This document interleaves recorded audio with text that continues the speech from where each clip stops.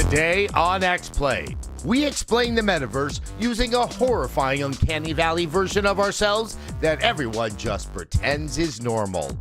Plus, the Wii turns 15. And we look at the greatest food games ever. Please don't change the channel to Great British Bake Off. It's game time.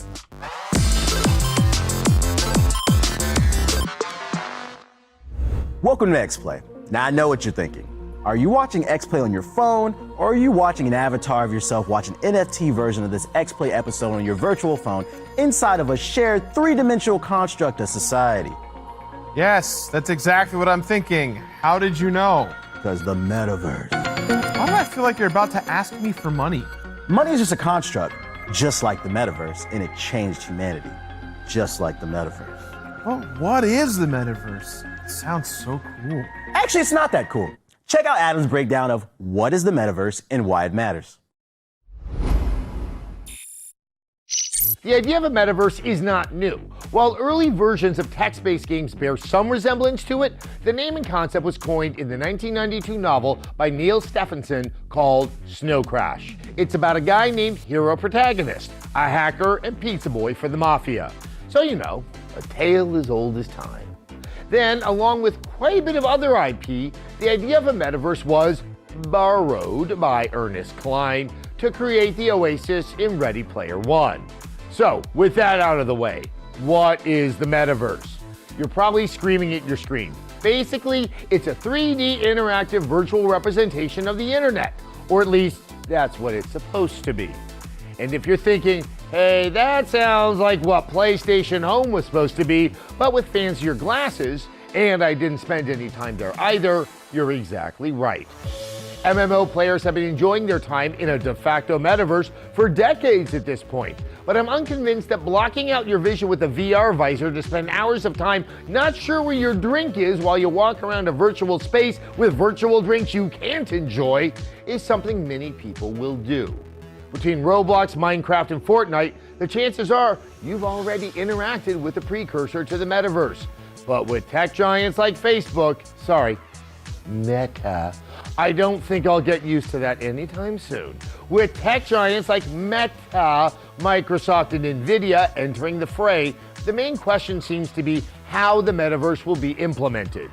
After all, a true metaverse wouldn't be run by a single company, just as the internet isn't run by a single company. That's like building a standalone website and calling it the internet. That's not what the internet is, Dad. But if our beautifully depressing capitalistic society has taught us anything, companies are gonna try like hell to be the first and be the only. I mean, do we really want Meta Facebook, a company that can't even properly filter aggressive misinformation content on their own 2D environments, to be the industry leaders in safety and privacy in an immersive virtual world?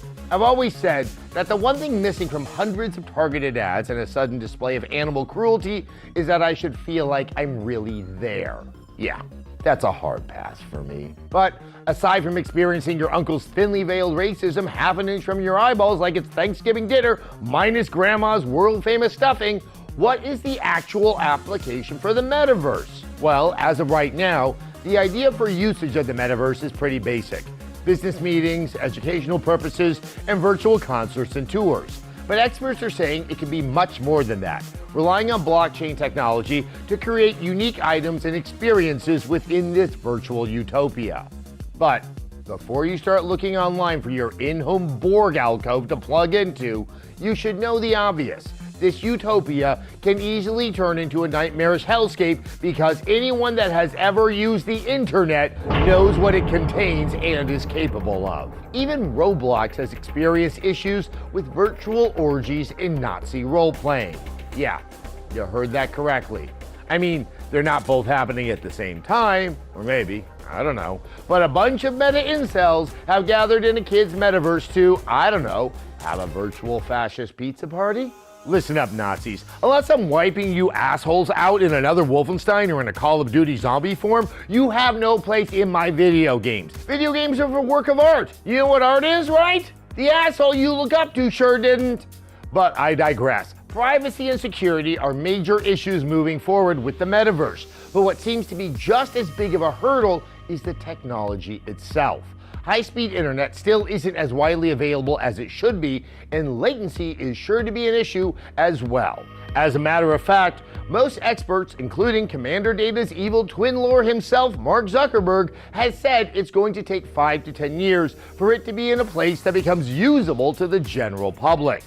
Discussion internally at Meta has been to possibly introduce physical, real-world stores to give people the access and opportunity to try out the metaverse. They've also developed smart glasses with Ray-Ban to allow for voice-activated photo and video capability. And the plan is to phase out the Oculus name to be replaced with, you guessed it, Meta. You know that kid in high school that would suddenly walk in and everyone would be like, "Hey Tyler," and he would just sneer back at you, "I'm not Tyler anymore, now I'm Viper." That's what Meta is doing. You do you, Viper. You do you. But Meta isn't the only company investing billions of dollars into the metaverse. Shortly after, Microsoft announced their intention to form a partnership with Meta, as well as integrating AR and VR into Microsoft Teams using their Mesh platform that they introduced early in 2021. Epic Games just raised $1 billion for their own metaverse developments, and NVIDIA also announced plans to focus on AI and new technologies. Their CEO, Jensen Huang, said the goal is to make it, quote, almost feel like we're there with each other. Sure, it would be nice if they worked on getting more GPUs in the supply chain instead of having us creep closer and closer to a matrix-like existence, but hey, who hasn't wanted to be a giant organic battery for our robotic overlords? All in all, we're a long way from attending school or concerts in a haptic feedback jumpsuit while having a vitamin-enriched paste pumped directly into our stomachs. And until we know more about what it will take to even make it happen and what that entails, the pros and cons seem to be pretty even for now. Every fictional work that's envisioned their own type of metaverse has been set in the backdrop of a post-apocalyptic or dystopian society. So, you know, it's the perfect time for companies to make that fiction a reality. But without that extreme pressure of an unlivable existence outside your door, the metaverse just feels like a solution without a problem. Do I really want to make working from home feel exactly like working from work? Probably not. But now, my coworkers have that creepy, uncanny valley Cyberpunk 2077 character creator quality. And hey, maybe I can pick up my own custom genitals for work. Is the metaverse achievable in 5 to 10 years? Who's to say? Who will be the first to introduce it? Only time will tell, but my money is on Meta. Because if anyone knows almost but not quite human interaction, it's Mark Zuckerberg. I would say it's strange to see so many giant companies spending so much money on an idea that probably has as much of a future as retail shopping malls or cable television. But hey, NFTs are a thing, so all bets are off, I guess. What I am willing to bet good money on is that XPlay will be right back after the break. I don't even own a Bitcoin.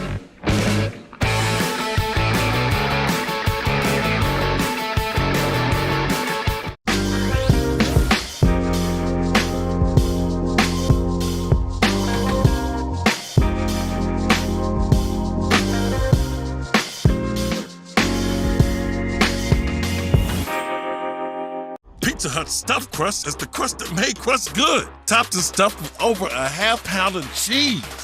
What are you so afraid of? Loving it? Original stuffed crust, just $12.99. Only from Pizza Hut. No one out Pizza the Hut.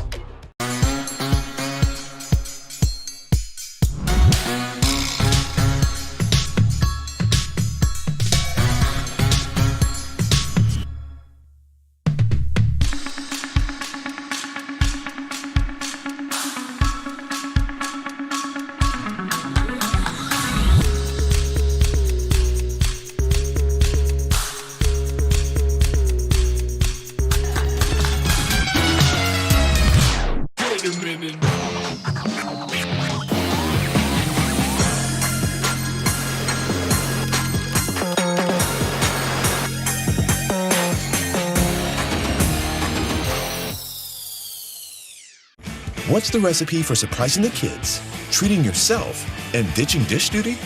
You're looking at it. Order your Pizza Hut faves like original pan, original stuffed crust, and more at pizzahut.com. No one out-pizzas the Hut. These are the employees' cars. You can do whatever you want to something if it's on your property. Legally speaking, that's not. Let's go make a car. What are you doing to my car? Stealing your hubcaps. It's fine. I'm the new CEO. American Auto, January 4th on NBC. And watch 2 episodes now on Peacock.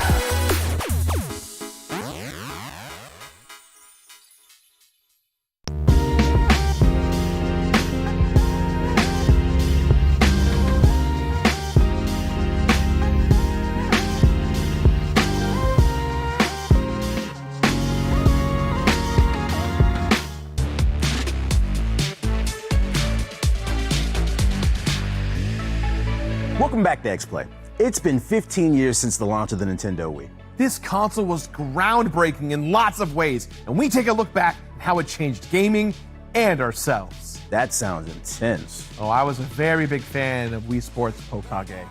That's all you need to know. Fair enough. Let's check it out. Frost, how did you buy your Wii? I stood in line at GameStop. Like the day of, a couple months after? Like the day of. The day of. So you were in the launch zone. Listen, my parents decided very early on that they couldn't afford childcare, but video games were basically a babysitter. I see. Yeah, so it was, here, go talk to your Game Boy. I'm busy. Do you have a favorite game? On the Wii? Yeah. No. No. All right. Listen, I was a Sony person. Hey, Gerard, Yeah, Adam. I think finally Frost and I have something in common. I, too, stood in line at a GameStop for my Wii. But, Adam, you were 40 years old, Nintendo, and I they was sent 10. one to XPlay. Yeah, okay, that's kind of weird. I was actually getting drunk with all the XPlay people it's at a Hard Rock Cafe in LA, waiting for the GameStop to start selling them. But that's about as close as I've gotten yet to similarity with Frost. But it's really funny that you say that, Adam, that you were at the Hard Rock Cafe getting drunk at the launch of the Nintendo Wii, because my Nintendo Wii story is that I, too, was at the Hard Rock Cafe. More specifically, I was at the Universal City Walk in line with thousands of people trying to buy a Nintendo Wii. Here we have our great actors here helping us to reenact this great story. It was so cold that all of us wore these jackets. They weren't very good jackets, but they were like leather jackets or flannels, similar to the one that I'm actually wearing in this reenactment. We sat in line for nearly 12 hours to get a Nintendo Wii. Me and my annoying friend who kept laughing at anything. Wait, is a car crashing? Yeah, my friend has a car crash of a laugh. That's how very I rough. We sat outside playing Mario Kart all night long, and my friend laughing at everything that wasn't funny. Just like that. Precisely like that. But here's where the story gets interesting, guys. They opened the store at midnight, and we spent 6 to 7 hours slowly making our way through that GameStop, slowly but surely. And as we were entering this beautiful line, out of the blue, the corner of my eye, a drunk Adam Sessler and a snazzy Kevin Pereira enter the room. Yes, Adam was very much. I had hair back then. You did have hair back bit. then. We didn't have a hair budget though, so we had to kind of we had to adjust, Adam. I'm really sorry. Guys, that's not a bald cap. That's just some duct tape. Yeah, we had just some really thick duct tape from Home Depot. So I was in line waiting to get my Nintendo Wii, and here comes Kevin Pereira and Adam Sessler. Now, I knew who Adam Sessler was because I was watching XPlay all the time, but I didn't know who Kevin Pereira was, and my friend in line was obsessed with Kevin and started screaming at the top of their lungs. It was so loud that without a skip, Kevin immediately pivoted and turned the other way with this camera crew to walk away from us. And my friend just kept screaming Kevin's name.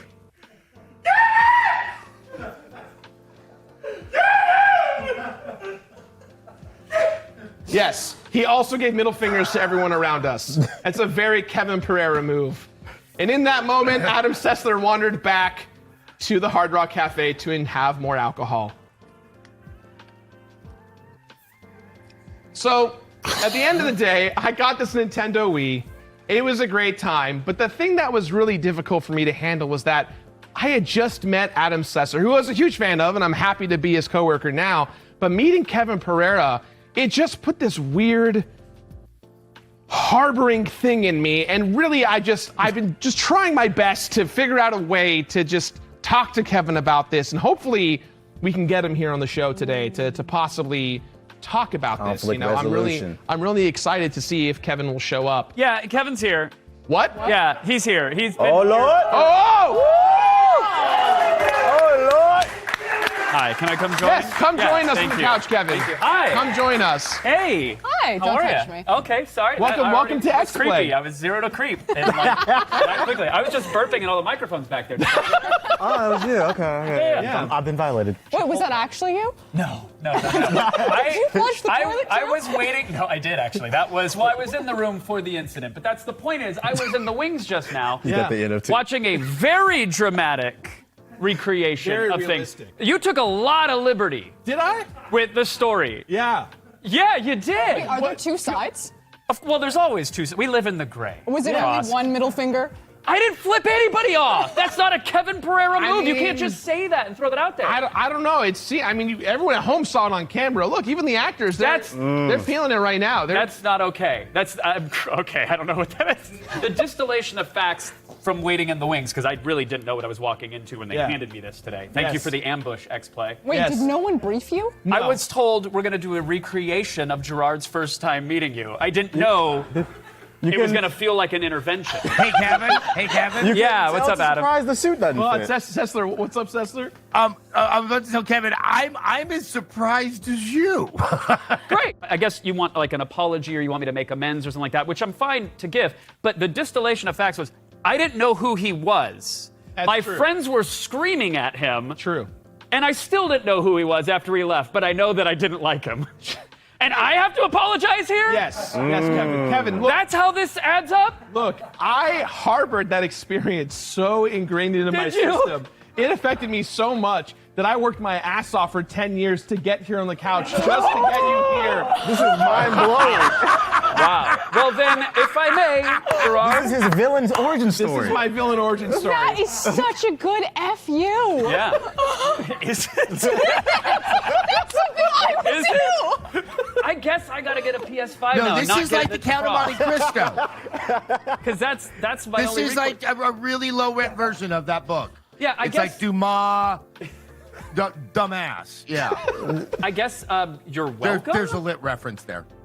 I will say, Kevin, I will say thank you, Kevin, for pushing me to be here. Gerard, I'm so sorry, but I'm so delighted for your success. You have ascended to the ranks of putting an ill-fitting blazer upon me. Thank you. And shaming me live in front of the XPlay crowd. Give it up for conflict resolution.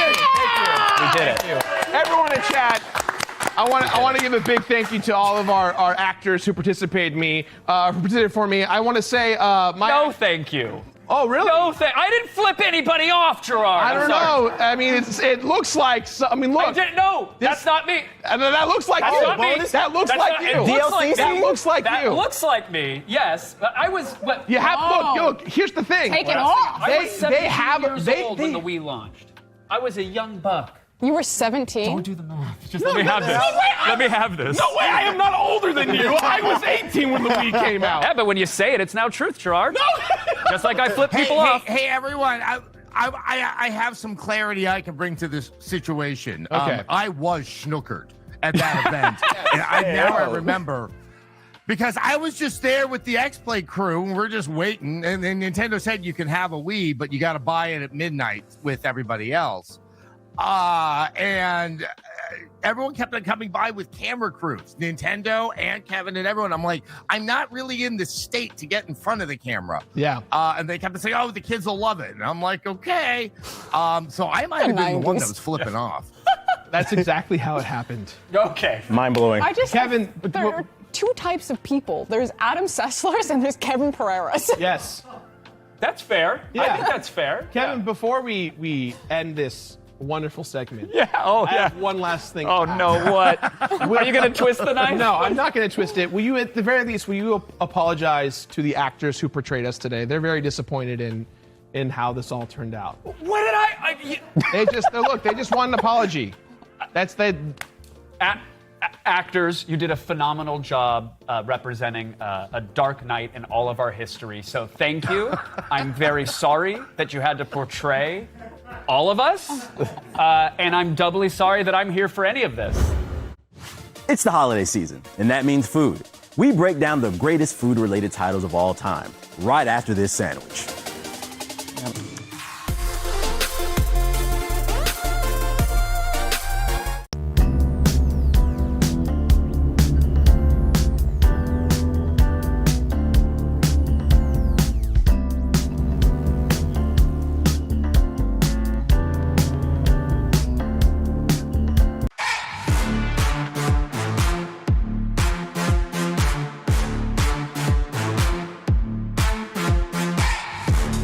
SteelSeries, we make the headsets, mice, and keyboards that the world's best gamers win the most with. And we've been doing it since way back.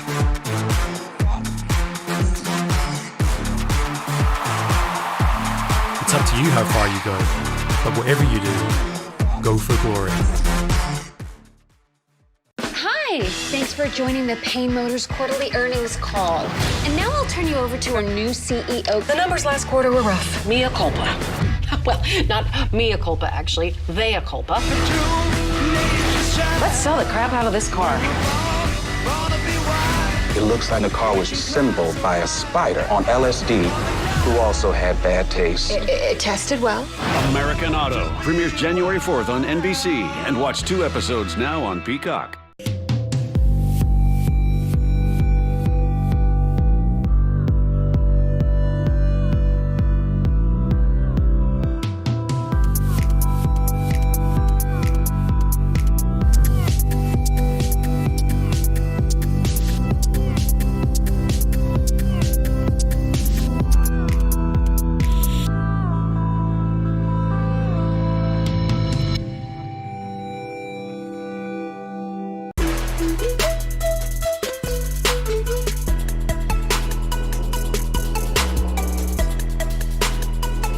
Welcome back, everyone. Fun fact, we can't afford lunch on digital cable. Which means we're insanely hungry all the time. That explains this segment where we talk about the best food games of all time.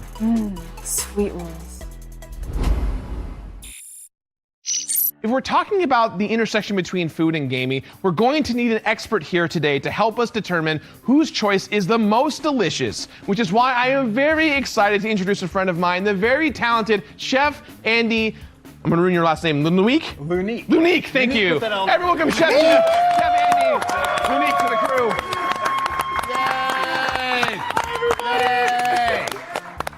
For my choice, I'm going to go with a game that loves food deep in the bones. It builds every part of itself around cooking. Battle Chef Brigade. Have any of you guys played this game? I've never heard of it. Oh my God. I've never heard of that. Let me tell you. This incredible game. Oh yeah. Incredible game. The art style's amazing. It's like a 2D hack and slash Monster Hunter-esque game driven by food melding and the whole creation of food attached to it is like Puyo Puyo. It's like a puzzle game in which you have to essentially do these wonderful quick puzzles that just get more complex the more ingredients you add. Did she just hunt the bird and then fry it? You devil may cry outside, kill your food, bring it back, cook it.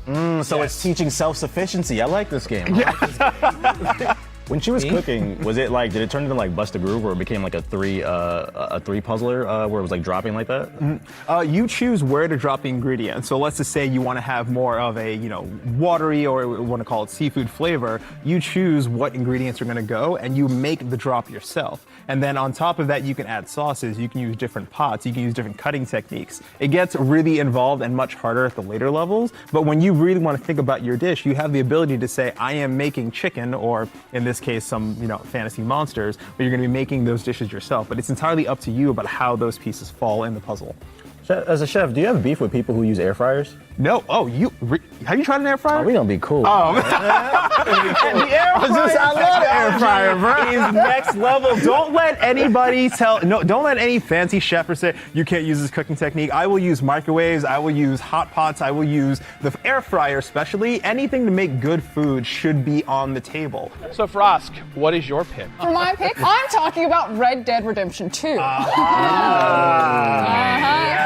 So what I like about the cooking element and making pointed bullets in Red Dead Redemption 2 is just how zen it is to the whole experience. I feel like a lot of times in gameplay we get kind of caught up in the mechanics of it and the mission of it and rushing from point A to point B, but when it comes to Red Dead Redemption 2, the cooking process and the ammo process are, I think a lot of people would say slow, really cumbersome. They don't really like to do it, but I found that my enjoyment increased for it the more time I spent in the game and recognized that it was really just about enjoying the atmosphere around you.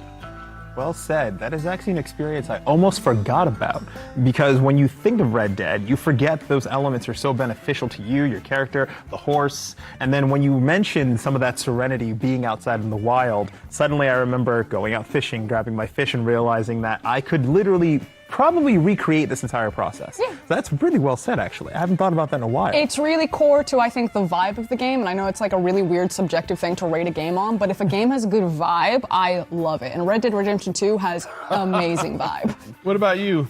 Man, look. Lots of games have cooking mini-games or a system for preparing eating meals, but I can't think of any game I would enjoy more than I did when preparing cooking food than Genshin Impact. It's as simple as far as mini-games go, but with enough variation between ingredients and recipes to make it a really memorable part of the game.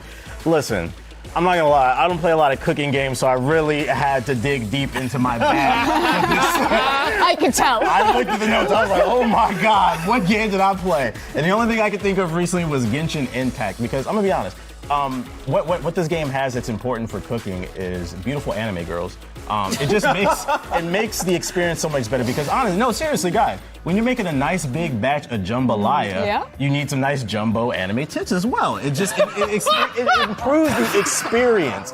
No, jokes aside, you guys, this is a serious moment, okay? Jokes aside, I like the air fryer because it's simple. I like the air fryer because it's simple, just like this game. No, I got one. And this game made it simple to cook. It was easy to get the ingredients. The recipes are right there. You throw it right on the fire, boom, bap, bap, and I get right back to the mission and I heal, just like my air fryer. I got stuff to do, man. Guys, when you like anime girls, use every tool that's available to you, as long as it's not hurting anyone. That's the aesthetic of it all, baby. Come on. Oh my God. Hey, Adam, do you have a game that you are obsessed with when it comes to food? I was thinking practical, and so with that in mind, I picked Fallout 4 because don't know if you checked out the news, but most everything is coming to an end, and we're gonna have to get a lot more practical about what we're gonna eat. So there we have crickets. Personally, I've had fried crickets or grilled crickets. They don't taste that bad. Well, when you're thinking about the post-apocalyptic world, you got to think about the food that survives versus the food that you can cook. So that was actually pretty. I actually forgot food was in Fallout, if I'm being honest. I honestly did too. Yeah. So Andy, you've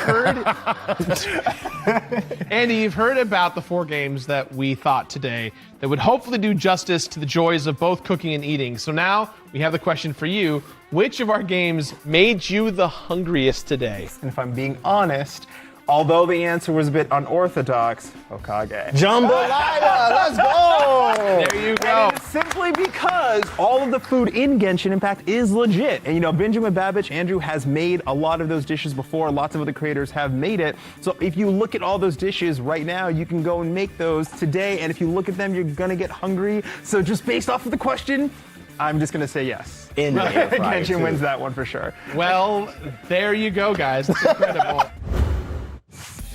Was this segment gluten-free? I don't think so. How can you tell? I'm starting to break out in hives. Quick, let's end the episode. Check us out on YouTube and Twitch for even more G4 goodness. Thanks for lunching. I mean watching. This won't stop. You got the itches, huh? It hurts so bad.